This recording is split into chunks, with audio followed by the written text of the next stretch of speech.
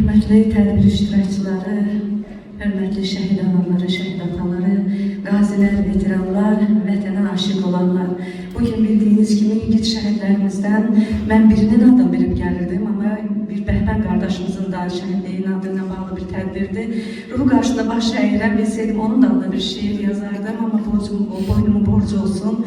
Ve ben de burada yiğit şəhidimiz Quliyev Rəşad Rəşidovuna ithaf ettiğim şeirimle buradayım.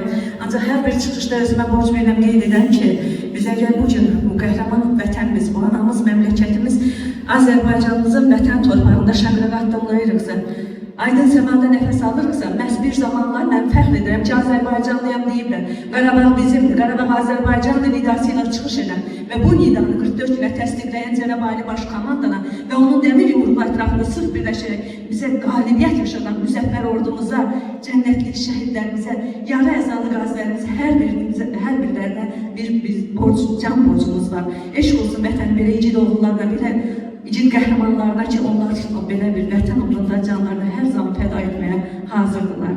Fərq etməz hakim ta o başına, bu başına qədər özünü fəda edən, canını qurban edən bütün şəhidlərimizin ruhu qarşısında baş əyərək igid şəhidimiz, polkovnik leytenant Quliyev Rəşad Rəşadoğlu'na ithaf etdiyim Aman uğrunda adlı şeirimi buradan sizinle bölüşürəm. Müəllif, Jurnalistlər Birliyinin üzvü, Qızıl Qələm mükafatı layıqlı, vətənpərvər şair, nazlı yazar olaraq. Bugün ad günündür, igid şəhidim. Eşidib bilənlər təbrikə gəlir. Ey qartal baxışlım, cəsur igidim. Məzarın önünə əhlilər gəlir.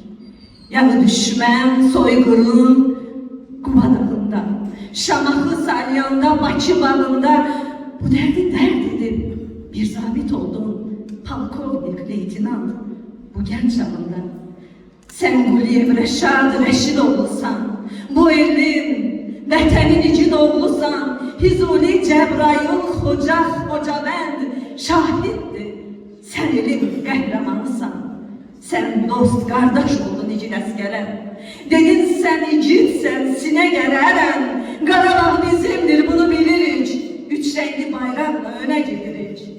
Vətən, torpaq, bayraq, aman uğrunda canı fəda etdin, sən şəhid oldun. O qızıl alqanla qələbə yazıb, sən tən vətən oldun, sən tarix oldun.